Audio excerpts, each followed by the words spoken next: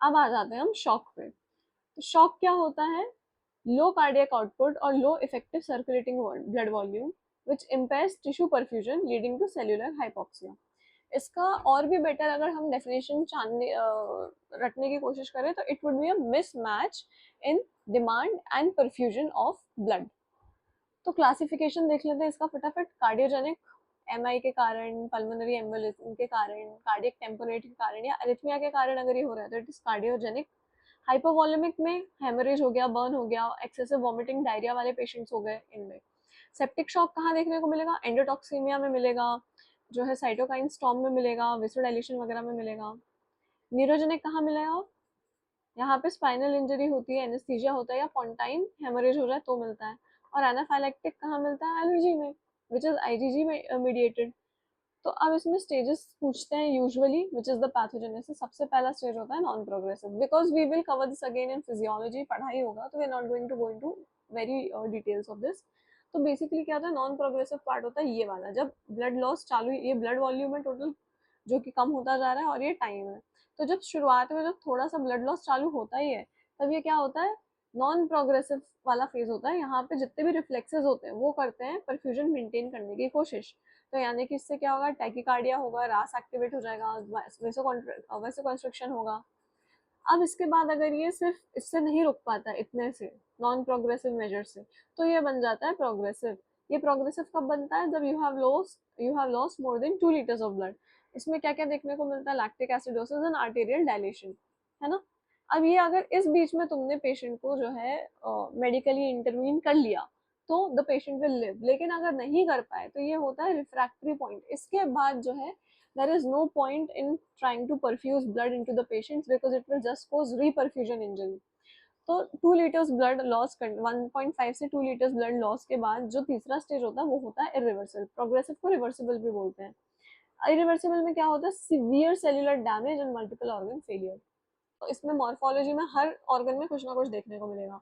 Tubular necrosis देखने को मिलेगी अपना किडनी में, alveolar damage in lungs, centrilobular necrosis मिलेगा लिवर में, कॉन्ट्रैक्शन बैंड नेक्रोसिस हार्ट में।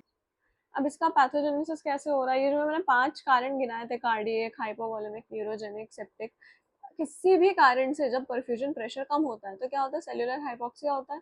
सेल्यूलर हाइपोक्सिया के कारण होता है lactic acidosis, because the cell will try to maintain its energy. तो एरोबिक रेस्पिरेशन नहीं हो पा रहा है अगर, तो एनारोबिक करेगा। एनारोबिक के लास्ट में क्या बनता है? Lactic acid. अब ये लैक्टिक एसिड जब बहुत ज्यादा बढ़ जाता है, H+, मतलब ये एसिडोसिस ही हो गया एक तरीके से। तो क्या होगा? यहाँ पे सेल्यूलर इंजरी होगी, और ये सेल्यूलर इंजरी एक पॉइंट के बाद जाके पूरे ऑर्गन फेलियर एंड डेथ के कॉज में इन्वॉल्व हो जाती है। अब पता कैसे चलेगा कि you have a question of shock? तो these are the clinical features: hypotension, tachycardia, cold and clammy skin, oliguria यानी कि यूरिन आउटपुट कम हो जाए, confusion and metabolic acidosis. Complication क्या क्या है इसके? मल्टी ऑर्गन फेलियर है, डीआईसी है, एआरडीएस है, acute tubular necrosis and death. This is usually what they ask. अब इसमें अगर कभी भी सेप्टिक शॉक का वो पूछते हैं पैथोजेनेसिस, तो वो कैसे लिखोगे? यही वाला फ्लो चार्ट पूरा पूरा बनाकर आना है। तो जो भी माइक्रोबियल प्रोडक्ट्स होते हैं, पीएएमपी, वो जो है क्या क्या करते हैं? सबसे पहला तो वो एक्टिवेट फैक्टर 12, जिसके कारण कोagulation होता है, जिसके कारण डीआईसी होगा, जिसके कारण टिश्यू में इश्केमिया होगा एंड मल्टीपल ऑर्गन फेलियर हो जाएगा। फिर वो एंडोथीलिया को भी एक्टिवेट कर देते हैं। एंडोथीलिया को एक्टिवेट करा तो अगेन कोagulation बढ़ जाएगा, कोagulation बढ़ेगा तो डीआईसी होगा। उसके अलावा एंटी फेब्रिनोलिटिक फैक्टर्स को भी ये बढ़ा देता है, अगेन विच कॉजेज डीआईसी। फिर उसके बाद जो है IL-6, 8, ये सब जितने भी फैक्टर हैं, ROS, ये सब रिलीज होते हैं, जिसके कारण वेसोडाइलेशन और परमेबिलिटी बढ़ जाती है। परमेबिलिटी बढ़ेगी तो परफ्यूजन और कम होगा, परफ्यूजन और कम होगा तो और ऑक्सीजन कम पहुंचेगा, ऑक्सीजन और कम पहुंचेगा तो और ज्यादा एनारोबिक ग्लाइकोलिसिस होगा, लैक्टिक एसिडोसिस बढ़ेगा, सेलुलर इंजरी बढ़ेगी, फिर से मल्टीपल ऑर्गन फेलियर तक आ गए। फिर न्यूट्रो एंड मोनोसाइट का भी रोल होता है इनके इनके साथ।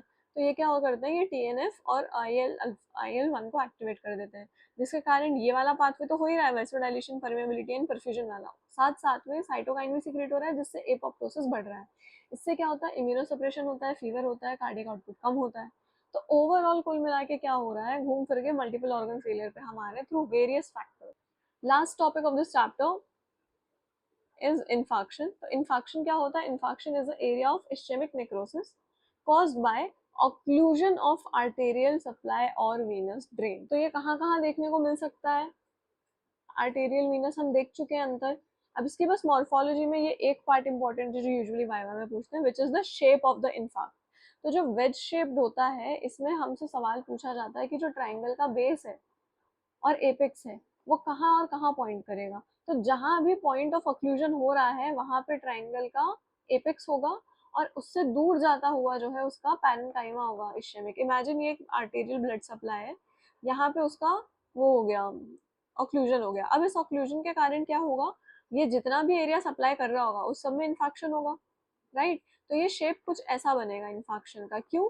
क्योंकि यहाँ वाली सप्लाई इधर पूरे एरिया को कर रही है और ये ऑक्लूड हुई है, बाकी सप्लाईज अभी ठीक ठाक चल रही हैं. That is all you need to know for this chapter.